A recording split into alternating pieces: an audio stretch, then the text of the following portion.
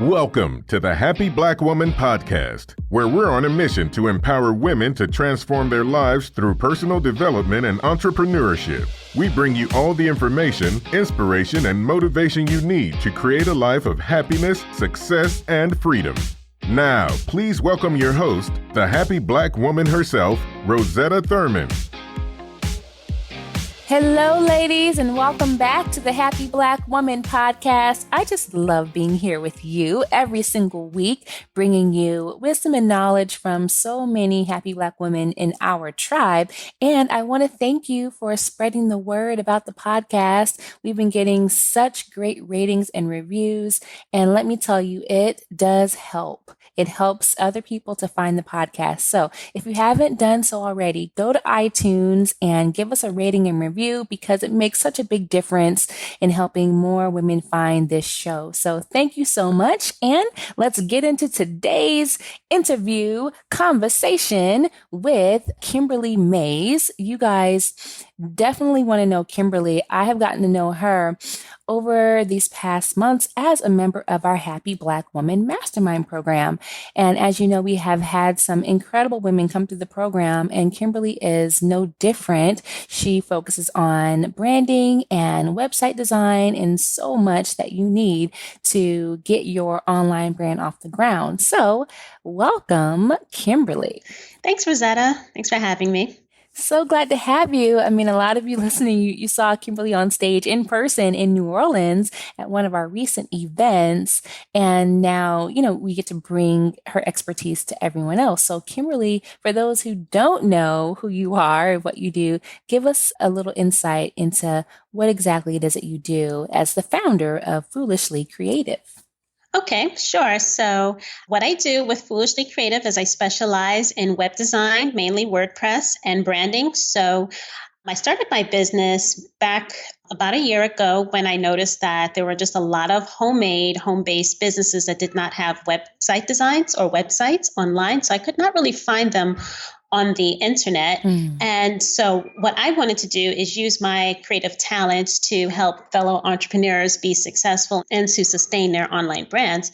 So what I really do is I create websites for solopreneurs, mainly authors, speakers, life coaches, and I help them with their online persona, which is the voice that they want to give to their customers. Beautiful. I love that. When you said that you notice so many people don't have websites, I know that there are a lot of women listening like, okay, she's talking about me because I don't have my website yet. Yeah. And it's okay because it takes some people a while to figure out that they need to be online and it's just not working, just being in person all the time. You need to have a way for people to find you on the internet as well. So we know that you have a depth of knowledge in this area. And you started your business. And tell me exactly, how do you help people now? Is it just web design or are there other things that you do to help entrepreneurs? Yeah, so it's not just web design. So web design is just a small part of what I do, but really what I want to do, or really what I do, is just online branding. So I help small businesses and solopreneurs find their online voice. So what I mean by online voice is to connect into their core values, to understand what it is that they do, why do they do what they do, and really to help explain the value to their ideal client. So I know a lot of solopreneurs, they have a business, but they really don't know how to communicate the value of their business to other people. And they struggle through copy, they struggle through imaging, they struggle just having even a professional email address. So what I do is take all of that and say, okay, what is it that you do? And how can I help you express that through web design? And not only web design, but that's only a small part of it. It's also online branding. So social media channels. It's also all about your emails, your lead magnets. How do you want to stay consistent with people online? Because having a website and having all of that does give legitimacy to your brand. You definitely don't want to just have a Gmail account and just have just a social media profile. You really want to have the whole package if you want to act as if you are the business owner that you are. I love that. I love it. I mean, and you're already starting to drop some gems, with us in terms of what's important in creating your online brand. The website is just a piece of it, but a very important piece. What strategies or tips can you give to the women listening who they know they need a website? They've been avoiding it for so long, but it's really starting to harm them in their business by not having a place where people can go. They're the women that are like, say, what's your website? Oh, it's under construction, Yeah. Yeah. How can they get started? Okay, to get started is actually pretty simple, and you can always build your website from there. So to get started, obviously you want to focus on your domain name, and your domain name is your whatever.com. So that actually points to where your website lives. And so you want to go to a registrar like GoDaddy that will procure a domain on your behalf. And you just want to see if that's available. So if you are using your first and last name, just go to GoDaddy.com, type that in. If it's available, great, purchase it. And if not, just keep going, keep trying till you find something that you like. So that is the first step, is just getting a .com. There are a lot of free services like WordPress.com and some other ones where you don't get your own domain name and it doesn't look as professional as having your own domain. And fortunately, you can get a domain for, I think, under $20 a year. So just go and do that. It's super simple. I recommend GoDaddy, but there are other ones. And then also, once you get a domain name, you have to have somewhere for your website to live online. So that's referred to as your host. And there are a lot of web hosts out there. I say, purchase your domain name from one company and your host from another, just in case you want to choose your host later or change it, then you can, because your domain is what is really important, because that is your name. And just go from there. So you really want to utilize the customer service of the businesses that you do business with. So just ask them, can you help me set up? And it's very easy to get started. You can use Squarespace, Wix. I personally like WordPress because it's the most robust and the most flexible. As a developer, it's near and dear to my heart. And I can talk about my development experience in a little bit. But, you just sign up with one of those services and just get started. Just say what it is that you do. And remember, when you are building a website, you really want to communicate what's in it for them. Most people, they only spend about 6 seconds, if most, or less on your website. So you really want to say, okay, here's what I can do for you. Here's who I serve, and this is who I am. So you really want to just make that crystal clear on your website. And you just want to have a call to action very high up and prominent on the page.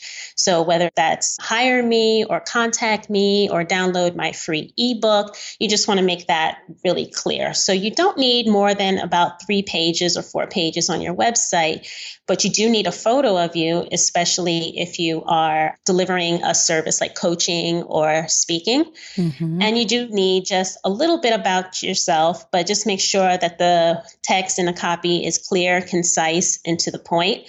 And that's really all you need to get started. So that, I would say, is just website 101 for the brand new entrepreneur. I love that. I mean, from what you said, I know that there are so many women that can now look at their site, like look at your website now, ladies, and, see if your existing site, if you already have one, kind of follows these rules about having your call to action high on the page.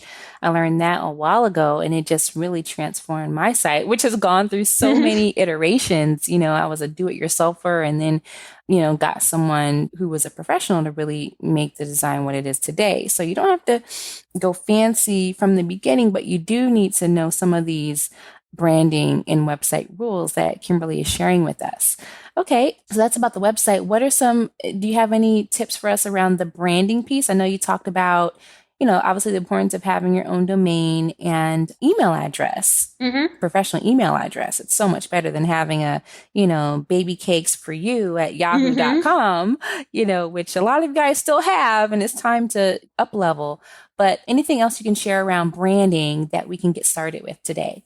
Yeah. So when I say branding, it's more than just the color schemes and it's more than just the pictures and the logo. A lot of people think, okay, once I get all that up, I'm good. But no, it really starts internally first. So you have to really sit and think about this and actually sit and think about it away from a computer. And I know that's very ironic for me to say, but take some time, take a pen and paper and really think about, okay, what do I value and why did I get started doing this? So how do I want people to feel around me? What do I want them to do? And what are my guarantees and my promises to my ideal client? Do I want to come across as serious? Do I want to come across as playful, whimsical? So you really want to kind of dig deep into why you've started and what do you want to be known for? And through that, you'll eventually learn, okay, which colors I should use on my site, which is of lesser importance, but down the line, it does help. Which fonts I want to use, if I want to use a serious font or more playful font, things like that. But that comes later. So I would say right up front, just really determine what your business is going to be and what voice it's going to have. Mm-hmm.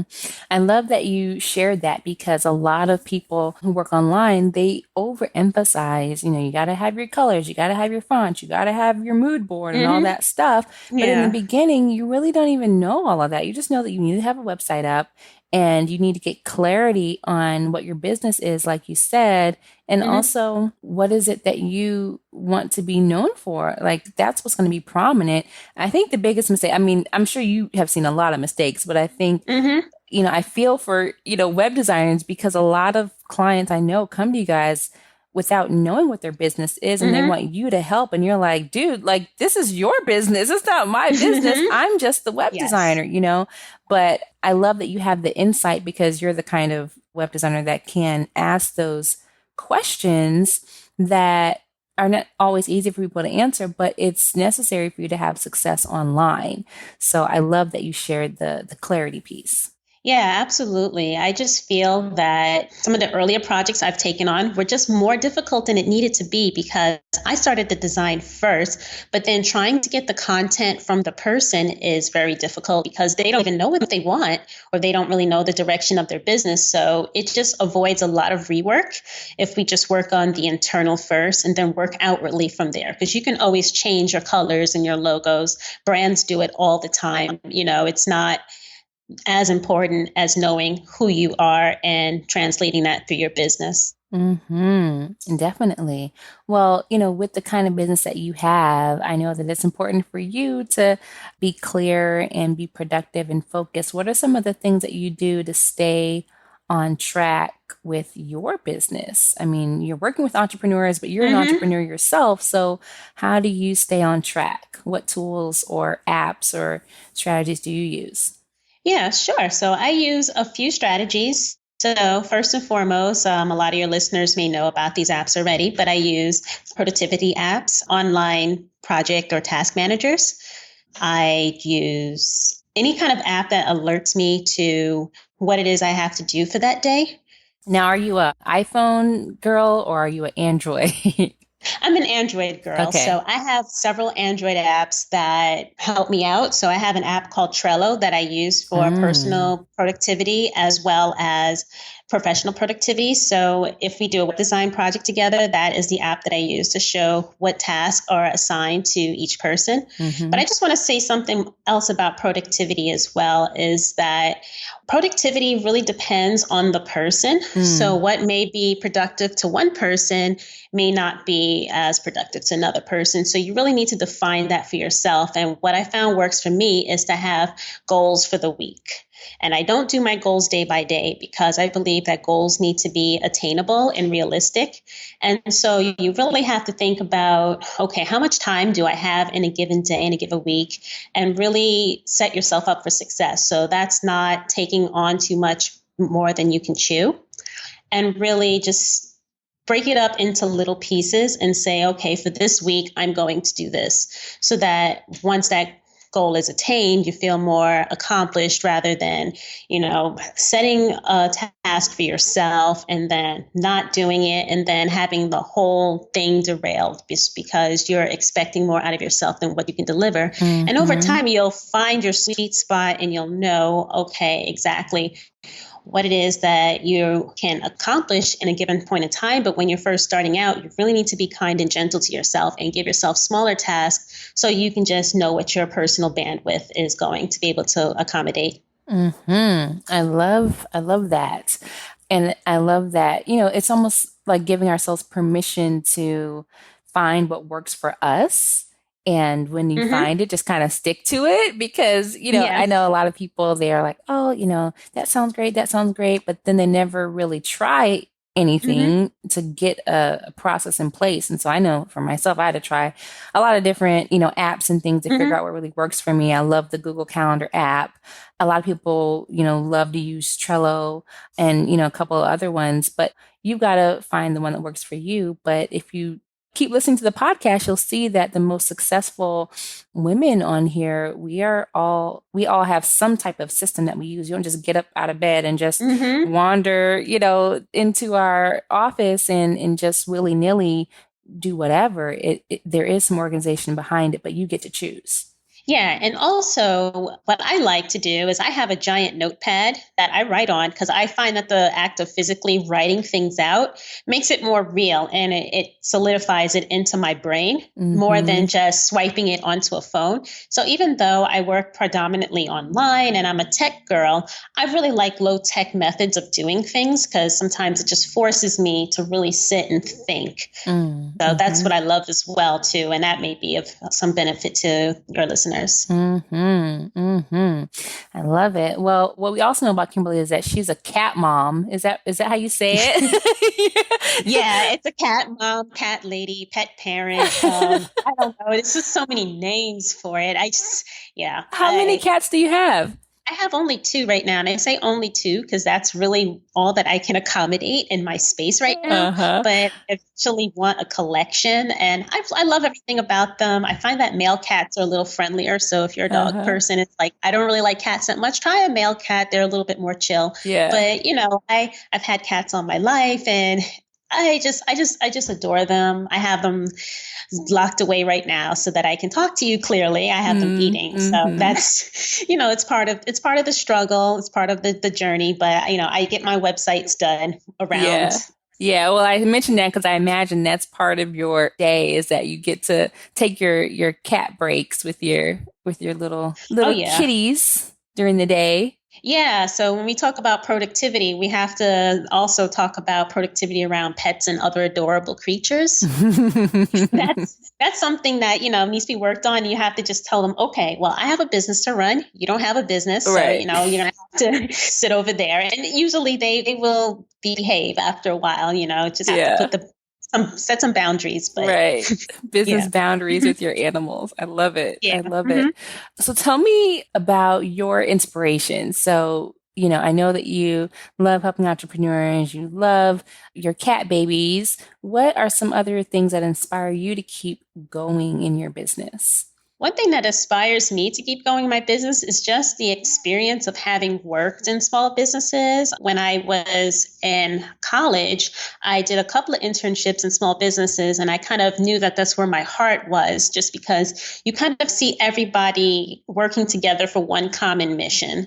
And what keeps me inspired is just knowing that I can help people and, just seeing people happy and successful with whatever it is that they do. And just knowing that whatever it is that I do is totally and 100% unique and mine. So that's what keeps me going. I think it's more of an intrinsic value to me to know that this is mine, for better or worse. This is my creation. This is my baby. So, I have to take care of it. I can't let it slip. I can't let it slide. And, I'm supposed to enjoy the process, and I do. So that's what really keeps me going, just knowing that this is mine. This is my calling, and this is what I'm supposed to be doing. Oh, I love that. I mean, staying connected to your purpose and your calling is something that I think a lot of us can lose sight of, especially in the day-to-day of building a business that's based on your dream. A lot of things can get lost in that process. So definitely, I love that you stay connected to your purpose. Tell us, is there any books that have inspired you? Actually, I'm going to challenge you to give me one, one book that you have enjoyed along your journey that you could recommend to the ladies who are listening. Yeah, absolutely. So my one book, and it hasn't only helped me in business, but it's helped me in life too. It's The 7 Habits of Highly Effective People. So the reason why I picked this book is that, number one, it just really splits up each section into 7, obviously. And what it does, it deals with the internal and external factors of what makes someone successful. So, I think as a business owner and trying something new for the first time, you have to be incredibly self-aware.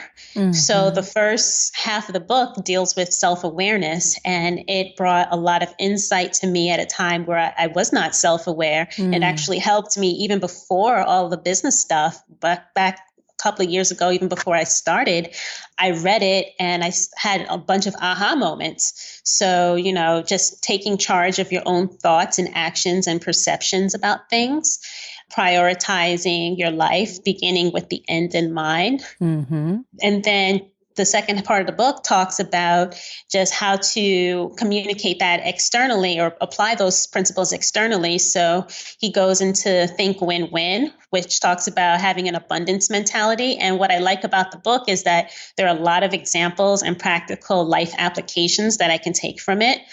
Also, just learning how to understand and empathize with people before trying to push your opinion onto them. So just really learning how to listen, and then just really learning how to synergize and work with others effectively. So all of the other books I've read after that kind of hone in on something that was in the 7 Habits of Highly Effective People. So I would recommend that as a starting point for anybody who loves books.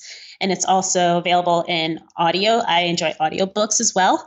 So if you can't read a book, listen to a book. And I listen to a lot of books now. Beautiful. I love that. I mean, it's a classic that a lot of us have heard of but haven't read yet. I have so many classics that are like, okay, I should read that. So this might be, if you're listening, you're pushed to read it as it is a classic. So thank you for that recommendation. There are so many women who are listening that are at the beginning of their entrepreneurial journey, even, you a year ago, or you 2 years ago, or 3 years ago, and they are listening to the podcast, getting inspiration and motivation, but they really do want to make the leap into their own business as their own boss. What advice would you give, like your number one piece of advice that you would give to that new Black woman entrepreneur? Okay, my number one piece of advice is that there are a lot of things out there, a lot of programs, products, mentors, services, you name it. And it's very easy to get bogged down and overwhelmed with a lot of information. And at the same time, with all this information out there, it feels like you have to know it all or do it all or have to have experience in something. So my number one piece of advice is to really identify ways in which you can serve as you are now, because there's always somebody who needs your help or needs your service or needs your product. And, you have what it takes now. So just really get started. And if you need any of these other services, products, information, just know that they're there for you at the time you need them. And you can always go look for them.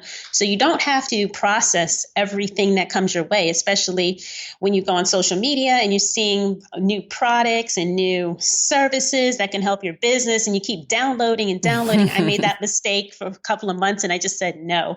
So, just understand what it is that you can do right now and just do it. And then just go get the other stuff later as you need it and know how to find information as you need it. Oh, that is a great tip. We haven't talked as much about that on the show. So I want to underscore a couple things that you said.